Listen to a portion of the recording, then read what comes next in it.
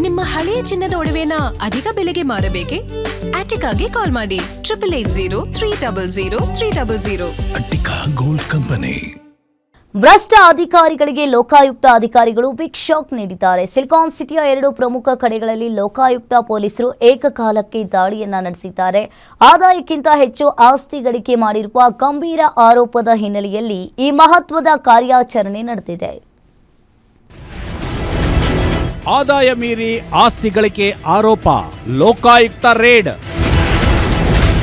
KHB additional director Rajanna ನಿವಾಸದ ಮೇಲೆ ದಾಳಿ. ನಗದು ಮತ್ತು ಚಿನ್ನಾಭರಣಗಳಿಗೂ ದಾಖಲೆ ಕೇಳಿದ ಅಧಿಕಾರಿಗಳು.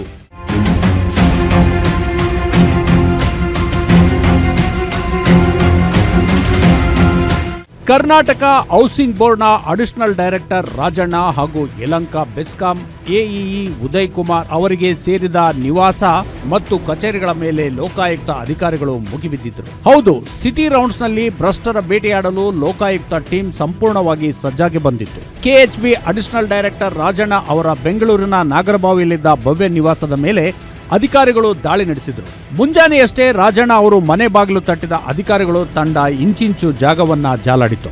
ಮತ್ತೊಂದೆಡೆ ಯಲಹಂಕ ಬೆಸ್ಕಾಂ ಎಡಬ್ಲ್ಯೂ ಉದಯ್ ಕುಮಾರ್ ಅವರಿಗೆ ಲೋಕಾಯುಕ್ತ ಅಧಿಕಾರಿಗಳು ಸರಿಯಾಗಿಯೇ ಬಿಸಿ ಮುಟ್ಟಿಸಿದ್ದಾರೆ. ಆದಾಯ ಮೀರಿ ಆಸ್ತಿ ಗಳಿಕೆ ಮಾಡಿದ್ದ ದೂರಿನ ಹಿನ್ನೆಲೆಯಲ್ಲಿ ಈ ಇಬ್ಬರು ಅಧಿಕಾರಿಗಳ ಮನೆ ಹಾಗೂ ಕಚೇರಿಗಳಲ್ಲಿ ದಾಖಲೆಗಳ ಪರಿಶೀಲನೆ ಸಾಗಿತ್ತು. ರಾಜಣ್ಣ ಅವರ ಮನೆಯಲ್ಲಿ ಬೆಳಗಿನಿಂದಲೇ ಬೀಡು ಬಿಟ್ಟಿದ್ದ ಅಧಿಕಾರಿಗಳು ಕರಡು ಪತ್ರಗಳು ಮತ್ತು ಬ್ಯಾಂಕ್ ಸ್ಟೇಟ್ಮೆಂಟ್ಗಳನ್ನು ತಡಕಾಡಿದ್ರು. ಮನೆಯಲ್ಲಿ ಪತ್ತೆಯಾಗಿದ್ದ ನಗದು ಹಾಗೂ ಚಿನ್ನಾಭರಣಗಳಿಗೆ ಸೂಕ್ತ ದಾಖಲೆಗಳನ್ನು ಕೇಳಿದ ಅಧಿಕಾರಿಗಳು ಸ್ವಯಾರ್ಜಿತ ಆಸ್ತಿ ಎಷ್ಟು ಹಾಗೂ ಪಿತ್ರಾರ್ಜಿತ ಆಸ್ತಿ ಎಷ್ಟು ಎಲ್ಲದಕ್ಕೂ ಸೂಕ್ತ ವಿವರಣೆ ನೀಡುವಂತೆ ಅಧಿಕಾರಿ ರಾಜಣ್ಣನ್ಗೆ ತಾಕೀತು ಮಾಡಿದರು. ಅಷ್ಟೇ ಅಲ್ಲದೆ ಅವರಿಬ್ಬರ ಬ್ಯಾಂಕ್ ಅಕೌಂಟ್ಗಳು ಮತ್ತು ರಹಸ್ಯ ಲಾಕರ್ಗಳ ಮೇಲೂ ಕೂಡ ಅಧಿಕಾರಿಗಳು ಕಣ್ಣಿಟ್ಟಿದ್ದಾರೆ. ಲೋಕ ಅಧಿಕಾರಿಗಳ ಕೇಳಿದ ಸಾಲು ಸಾಲು ಪ್ರಶ್ನೆಗಳಿಗೆ ಉತ್ತರಿಸಲಾಗದೆ ಅಧಿಕಾರಿ ರಾಜಣ್ಣ ತಡಕಾಡಿದ್ರು. ಸೂಕ್ತ ಉತ್ತರ ನೀಡದಿದ್ದಲ್ಲಿ ಬಂಧನದ ಭೀತಿಯೂ ಎದುರಾಗಿತ್ತು.